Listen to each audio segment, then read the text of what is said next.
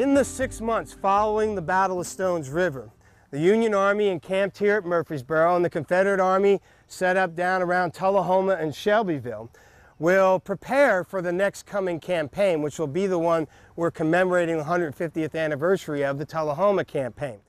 And this is really going to be, as the title of our weekend's programs says, is going to be a campaign of contrasts. Because the Union Army, for the most part, is going to be doing a lot of new and unique things and making changes and tweaking things to make themselves better. When we come to the campaign that happens at the end of June 1863, something has changed. And that something is that the two armies have been doing entirely different things vis-a-vis a number of things: logistics, communications, the weapons, and the way they'll use those weapons in the fight, that are going to change the balance of power here in the Confederate heartland. Old Napoleon said, "An army travels on its stomach." And supplying an army during the Civil War has proven from the very get-go, and really will through the entire war, prove to be one of the biggest problems for both armies during the war. And having Murfreesboro is great, but Rosecrans, General William S. Rosecrans, commander of the Union Army, took command just a few months before the Battle of Stones River, so didn't have much of a chance to kind of get a handle on things before that campaign began. He is now looking at his main objective militarily, which is the city of Chattanooga, because Chattanooga is where a lot of rail lines come together. Chattanooga is one of those, particularly because one of the railroads that connects at that city actually directly connects the Western Theater here west of the Appalachian Mountains with the Eastern Theater over there by Richmond and Washington, over in Virginia and Maryland. So that is a critical connection for the Confederates to hold, and one the Union would sure like to deny them and then use Chattanooga itself as a base to continue diving into the heartland of the South. So when we leave here and we start heading towards Chattanooga, what do we run into almost immediately as we head out of here? Monteagle Mountain, among other things. I mean, we get into the Cumberland Plateau or the Cumberland Mountains. Do you see a lot of farms and houses out there as you're going by? Not really, because it's not a particularly hospitable place. And it was even less so back in the 19th century. So this area, it's almost like a dead zone that you've got out there. And the Union Army, as it prepares to move to Chattanooga, has to be thinking about, Rosecrans has to be thinking about, how do I get from here to there and feed my army as I continue to add another 100+ miles to my supply line.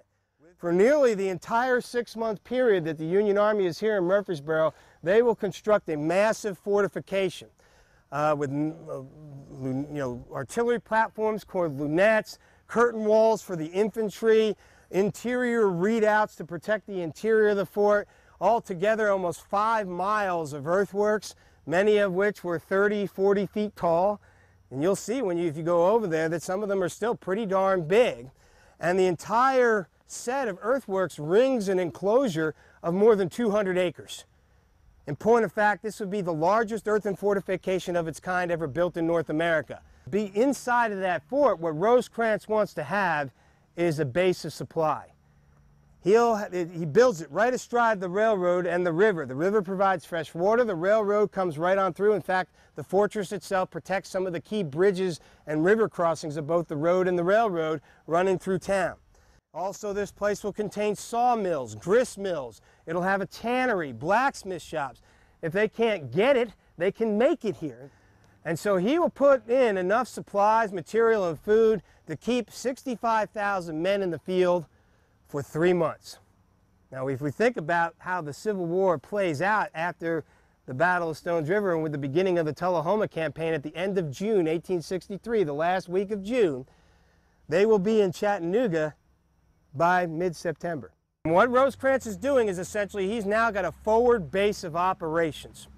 And from this base, he will then launch his campaign, and as he gets deeper into the South and heads towards Chattanooga, he already has in mind other places like Bridgeport, Alabama, Stevenson, Alabama as well, along the Tennessee River, where he'll stop and build more of these supply bases to keep securing his line. On the Confederate side, however, things are not quite as rosy. In fact, the reason the Confederates are stretched out in this incredibly long kind of horseshoe-shaped line running across the bottom section of Middle Tennessee above northern Alabama, down around Columbia and Pulaski, Tennessee, and then stretching up around through McMinnville and up to the north, is Bragg is having to literally protect his supply base from the Union Army. General Rosecrans, as his army goes stronger and bigger, will stretch and send out his lines. His lines are also about 90 miles long. In fact, it's his pretty tenuous food situation, supply situation, which is ultimately going to force him into the positions that the Union will find him in that will be vulnerable to them when they launch the Tullahoma campaign. So on the Confederate side, you basically have them essentially standing pat, just doing what they can to hold on to what they still have here in Middle Tennessee and northern Alabama to feed themselves, whereas Rosecrans and the Union Army, even though they're hundreds of miles away from their base of supply, are taking proactive actions with the building of Fortress Rosecrans and the creation of this supply dump, which will basically put them in a position that once they start moving on June 24th, 1863, they will not have to stop at any time or readjust their campaign at any time because of a supply shortage. That's the first inkling we get of the changes that are going on the Union side as compared to sort of the not so much different on the Confederate side that is shifting the balance of power here in these 6 months after the Battle of Stones River. This has been a History Break, brought to you by City TV and the Stones River National Battlefield.